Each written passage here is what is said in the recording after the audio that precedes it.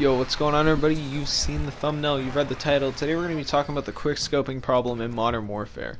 Now, aside from quickscoping being incredibly easy in this game, it's also now incredibly frustrating to play against.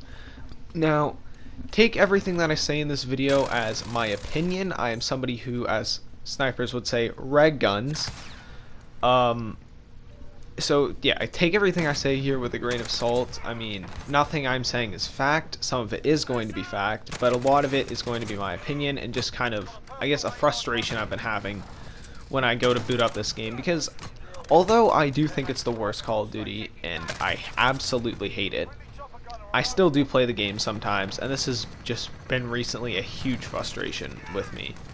So I kind of wanted to share my opinions on this huge frustration I've been having, and you know, maybe you guys can relate to this too if you've been playing any amount of the game recently. So with that being said, before we get into this video, as always, go follow the Team Vice, and let's get right on into today's video, guys. So as I said, if you've been playing any amount of Modern Warfare, you've probably been seeing the abundance of quickscopers, and even in this lobby, there's some quickscopers. Now, there's two reasons for this problem that's been going on right now. A, the new sniper has come out, which, I mean, if you want to use the new sniper, by all means, man, you do you, right? You use the new sniper, you quickscope, you do whatever you want, right? At the end of the day, it's a video game.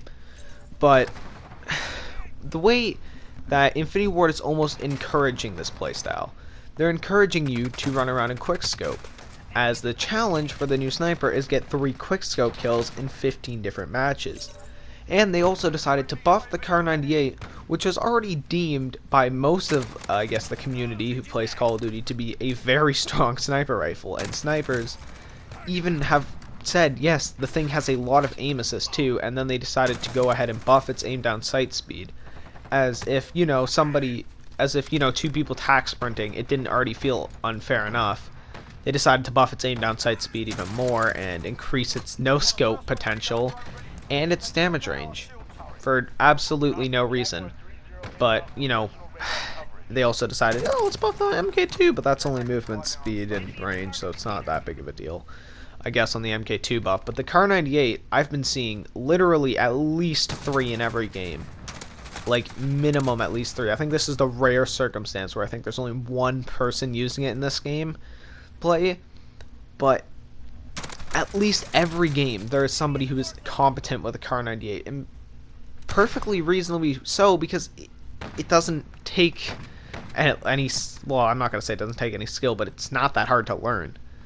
It really isn't that hard to learn, especially if you've sniped at all before or quickscoped at all before. The Kar98 will take you a day at most to learn. If you're a decent player and you snipe kind of every now and then, it'll take you a day to learn that gun. It is so ridiculously easy to use, and when you use it, you make everybody else on the opposing team feel completely and utterly helpless. And that boils down to the main problem, is that when people are quickscoping, you feel completely helpless, right? Especially when it's somebody using a Kar98K. If you were using something like an M4, because, you know, when you're using a regular gun, you can't focus on your gun being incredibly fast, because if it's incredibly fast, then you do have to deal with recoil. Snipers, they don't have to worry about that in this game. Their entire goal of building their gun is for speed and speed only, right? Because they don't have to worry about sway, they don't have to worry about bullet drop, they don't have to really worry about recoil, because it's a one-shot gun and then you have to reload, right?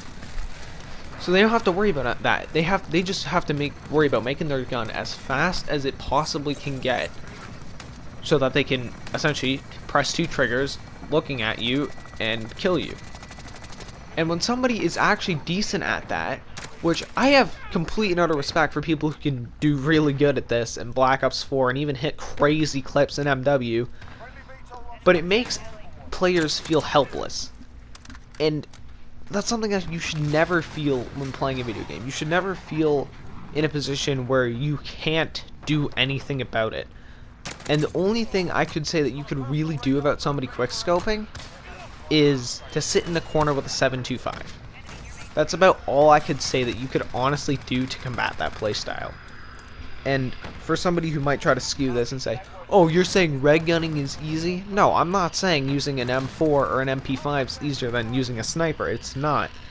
But the point is when people start to get good at this, And by the seams of it and the amount of people using it in my lobbies, it's not that hard to get good at.